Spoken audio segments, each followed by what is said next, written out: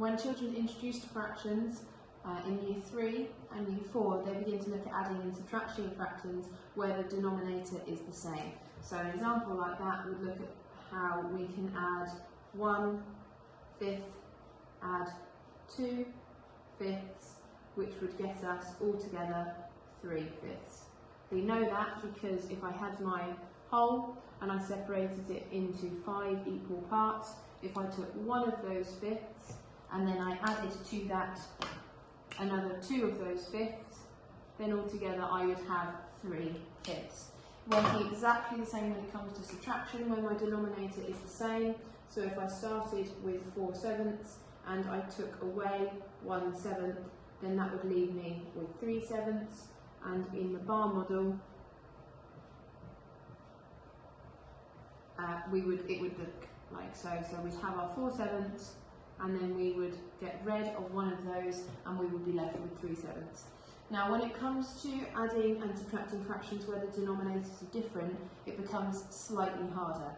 The way we explain it to children is, if I had fifths and fifths, because they are the same size part of the whole, we can add them accurately. However, if I had something like 1/3 add 2/6, then now I have a problem that 1/3 is not the same part of a whole as a 1/6. If I was to draw them,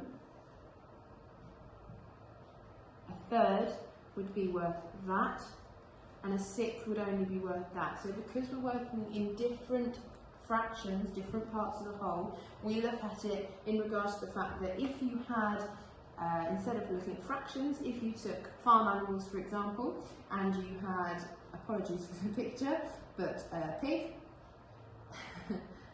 and a sheep, and you wanted to add them together, then what you wouldn't be able to say is 1 sheep add 1 pig is 2 pigs or 2 sheep, because they are worth different amounts. What you would have to do is change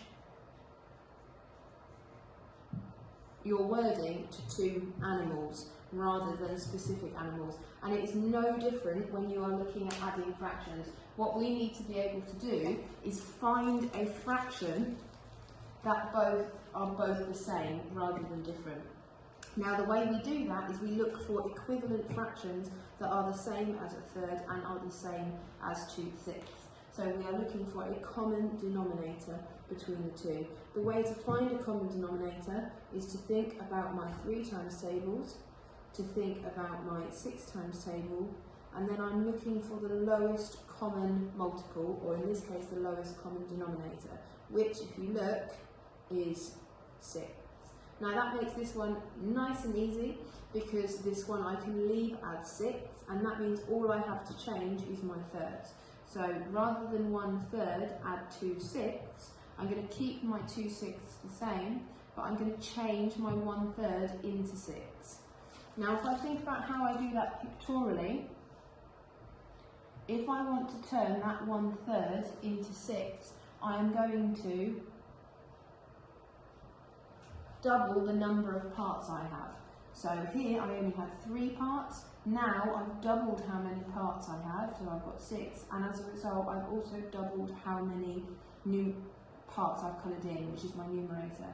So the equivalent of 1/3 is 2/6. Now I'm left with the calculation 2/6 add 2/6, which I can do more easily because my denominator is the same.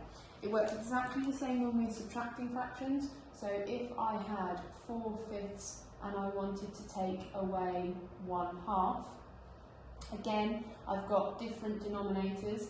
I can't subtract pigs from sheep, so I'm going to have to turn them into animals. So to do that, I need to find my common denominator. So I'm looking at my 5 times table,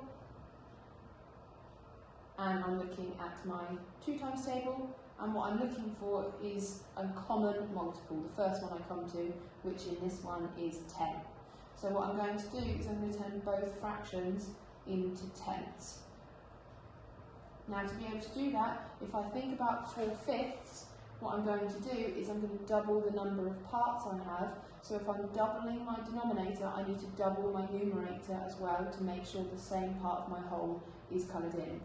Exactly the same with a half. I need to think about the half is the same as how many tenths. So what I've done there is I've times the number of parts by 5, so I need to times my numerator by 5, which would then a half is equivalent to 5/10. Once I've done all that, I now have a common denominator, and I can now work out my answer. Always look to see if my answer can be simplified. In this example, I cannot simplify. 3/10 is its simplest form in its reduced state.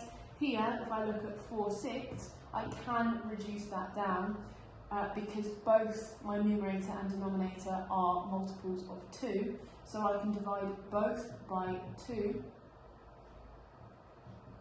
and that would leave me with 2/3.